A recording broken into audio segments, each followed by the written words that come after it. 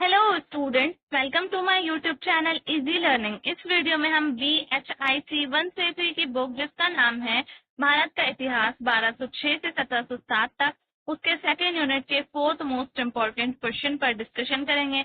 तो गाइज, हमारे यूनिट का नाम है दिल्ली सल्तनत की स्थापना, प्रसार और सुदृढ़ीकरण। और आज के क्वेश्चन में हम जानेंगे कि अलाउद्दीन खिलजी जो था उसकी किस तरह की नीति उसने अपना रखी थी और किस तरह से उसने भारत पर राज किया था।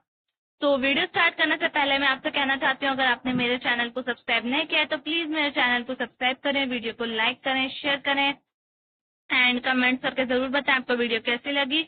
अगर आपको नोट्स चाहिए तो आप व्हाट्सएप पर कांटेक्ट कर सकते हैं, व्हाट्सएप नंबर मैं डिस्क्रिप्शन में डाल दूंगी। तो चलिए वीडियो स्टार्ट करते हैं।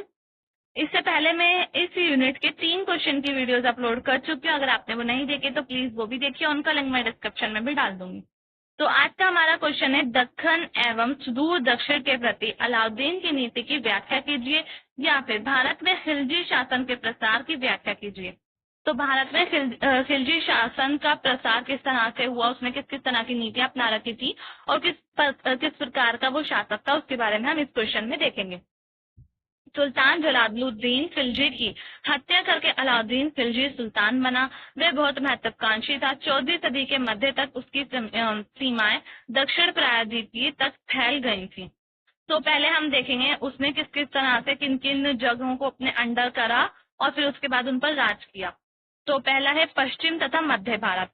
पश्चिम तथा मध्य भारत में उसने किस तरह से अपने अंडर किया था, ये देखेंगे। अलाउद्दीन ने पहली बार 1299 में गुजरात में सैनिक अभियान शुरू किया। तो 1299 में सैनिक अभियान शुरू किया था। सेनापति उगुल खान और नुसरत खान की मदद से उसने गुजरात को आसानी से जीत लिया था, अपने अंडर कर लिया था। और फिर उसके बाद वहां का जो प्रशासनिक नियंत्रण था, एडमिनिस्ट्रेटिव कंट्रोल जो था, वो अर्थ खान के हाथ, जो कि उसका ही गवर्नर था, उसको दे दिया था।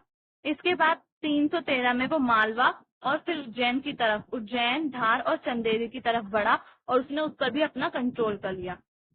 इसके बाद 1309 में वे सिवाना और जलोर के शासकों को मार कर किले तथा प्रदेश को कमालुद्दीन गुर्ग के नियंत्रण में दे दिया। तो जो जो उसके अधिकारी होते थे, खास अधिकारी, उनके नियंत्रण में वो जगहों को जीतता था, अपने अंडर करता था, उन पर अपना कंट्रोल करता था और वो अपने ही जो अधिकारी होते थे उनको दे दिया जाता था। तो ये पश्चिम और मध्य भारत के क्षेत्रों के बारे में बात हुई थी। नेक्स्ट पॉइंट है हमारा उत्तर पश्चिम तथा उत्तर भारत। तो उत्तर पश्चिम और उत्तर भारत में उसने किस तरह से कंट्रोल किया था और किन किन को वो उसके क्षेत्र जो थे वो किन किन लोगों को देते, उनके बारे में देखेंगे। जलालुद्दीन की हत्या के बाद उसका परिवार भागकर मुल्तान चला गया और विद्रोह की संभावना की वजह से अलाउद्दीन ने उगुलबान तथा जफर खान को मुल्तान में अरकली को नष्ट करने के लिए भेजा।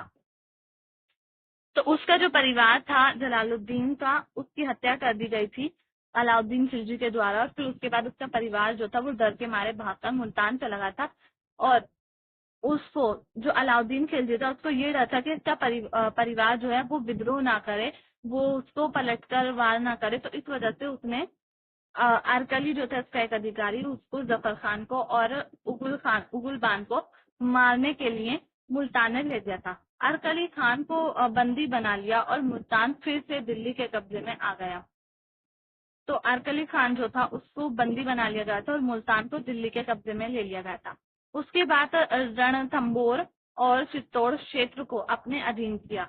उत्तर पश्चिम में मुल्तान, मध्य भारत में विंध्य पर्वत और संपूर्ण राजपूताना का क्षेत्र दिल्ली सल्तनत के अधीन हो गया। तो उसके शासनकाल में जितने भी उत्तर पश्चिम के और उत्तर भारत के जगह थी, क्षेत्र थे, उनको भी अपने अंदर कर लिया था। जैसे कि चित्तौड़ हो गया, रणथंबोर हो गया, मुल्तान हो गया और मध्य भारत में विंध्य पर्वत और राजपूताना क्षेत्र जो था वो भी उसके अंदर हो गया था, उसके अंडर आ गया था। अब थर्ड पॉइंट है दक्कन एवं दक्षिण की ओर प्रसार।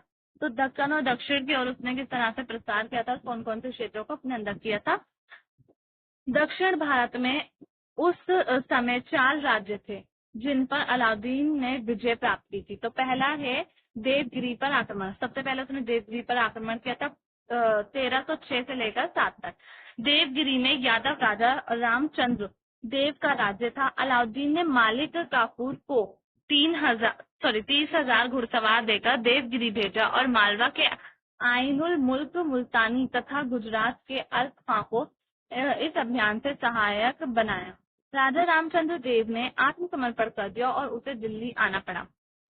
तो इस तरह से उसने जो देवगिरी का क्षेत्र था उसको भी अपने अंडर कर लिया था। वहां का जो राजा था उसको आत्मसमर्पण करना पड़ा था और फिर वो उसके अंदर दिल्ली आ गया था, उसको पकड़ लिया गया था। तो अलाउद्दीन ने उसे राय रायन की उपाधि दी। रामचंद्र देव ने अपनी पुत्री का विवाह सुल्तान के साथ किया और उसे वार्षिक नजराना भेजने का वचन दिया।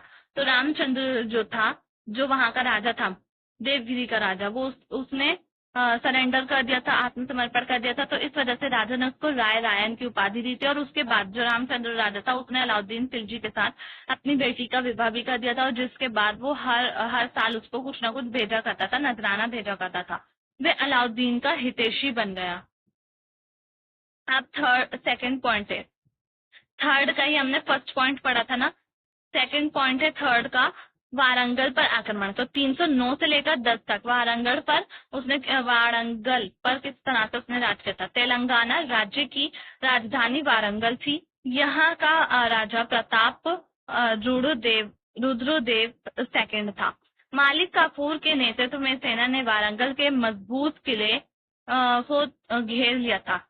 तो ये मालिक काफूर जो था उसने देवगिरी पर भी आक्रमण किया था और इस तरह से वारंगल पर भी उसने आक्रमण किया। उसके जो किला था वहाँ के राजा का, उस किले को घेर लिया था। काफी समय बाद किले के अंदर जो स्थिति थी वो खराब होने लगी और उसी वजह से जो रुद्रदेव था उसको रुद्रदेव को मालिक से संधि करनी पड़ी। मतलब कि राजा से, या फिर काफूर कह सकते हैं, मालिक काफूर, उससे संधि करनी पड़ी थी।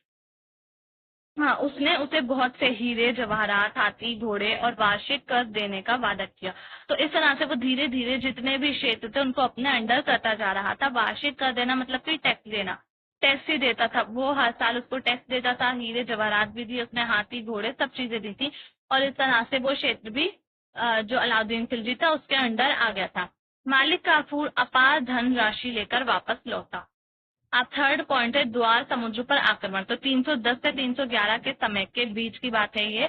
तेलंगाना के दक्षिण में द्वार समुद्र पर होयसाल वंश का राज्य था। यहाँ का राजा बल्लाल देव था। मालिक काफूर विशाल सेना लेकर वहां पहुंचा और वीर बल्लाल से युद्ध किया। बाद में बल्लाल ने संधि कर ली और उसे वार्षिक कर देना स्वीकार किया। तो इस तरह से उसने बल्लाल देव से भी संधि कर ली थी और उसको भी वार्षिक, बल्लाल देव जो है वो भी वार्षिक कर देने के लिए मजबूर होगा, उसको भी वार्षिक कर देना पड़ा और उसने ये सब स्वीकार कर लिया। साथ ही हाथी और हीरे जवाहरात भी दिए।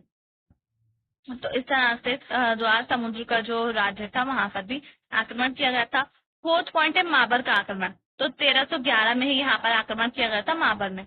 यहाँ की राजधानी मदुरा थी, जहाँ पर पांडे वंश के शासक वीर और सुंदर के बीच गृह युद्ध चल रहा था। जब मालिक काफूर मदुरा पहुंचा, मालिक काफूर जो था उसका एक कमांडर था जो कि सारे राज्यों का अपने अंडर कर रहा था। तो वो उसने दक्षिण में भेजा था, दक्कन और दक्षिण में मालिक काफूर को भेजा था। तो वो जहां भी जाता था सारे राज्य जो थे वो उसके अंडर हो जाते थे, युद्ध होता था और फिर मालिक काफूर जीत जाता था। तो वहां का शासक भाग गया। अब मदुरा जो था, वहां की जो राजधानी थी, माबर की राजधानी मदुरा थी, तो वहां का जो राजा था वो वहां से भाग जाता है जब वो मदुरा मालिक काफूर को देखता है। उसको देखकर ही वहां से भाग जाता है। काफूर ने नगर को खूब लूटा। अमीर खुसरो के अनुसार मालिक वहां से 1512 हाथी, 50,000 घोड़े, 500 मन रत्न वहां से दिल्ली लाया। तो इस तरह से जो है उसने चौथा जो राज्य था वो भी हड़प लिया था। फिफ्थ से देवगिरी पर पुनः आक्रमण। तो देवगिरी पर 1312 में उसने दोबारा से आक्रमण किया। रामचंद्र राजा था जिसने अपनी बेटी की भी शादी कर दी थी, उसका विवाह कर दिया था अलाउद्दीन खिलजी के साथ। उसने फिर दोबारा से देवगिरी पर आक्रमण किया था अलाउद्दीन खिलजी ने। 1311 ईस्वी में रामचंद्र की मृत्यु पर शंकर देव यहाँ का राजा बना। शंकर देव जो था वहां का राजा बन गया था जब रामचंद्र की मृत्यु हो गई थी। उसने खुद को स्वतंत्र घोषित किया और वार्षिक कर भेजना बंद कर दिया। तो जिस तरह से रामचंद्र जो था वो स्वतंत्र नहीं था, वो डिपेंड था दिल्ली सल्तनत पर, यानी कि जो अलाउद्दीन खिलजी था उस पर डिपेंड था। लेकिन जब रामचंद्र की मृत्यु हो जाती है और शंकर देव वहां का राजा बनता है तो वो खुद को स्वतंत्र घोषित कर देता है। और जो कर भेजा जा रहा था रामचंद्र के द्वारा अलाउद्दीन खिलजी को, तो वो भी बंद कर देता है। तो फिर मालिक काफू जो होता है वो दोबारा से देवगिरी पर हमला कर शंकर देव को पराजित कर देता है। इस तरह से अलाउद्दीन ने पूरे दक्षिण भारत को जीत लिया था। तो पूरा दक्षिण भारत जो था वो अलाउद्दीन खिलजी के द्वारा जीत लिया गया था। आई होप ये क्वेश्चन आपको समझ में आ गया होगा। अगर आपको वीडियो पसंद आया तो प्लीज वीडियो को लाइक करें, शेयर करें एंड कमेंट करके जरूर बताएं आपको वीडियो कैसी लगी। चैनल को सब्सक्राइब करना ना भूलें। थैंक्स।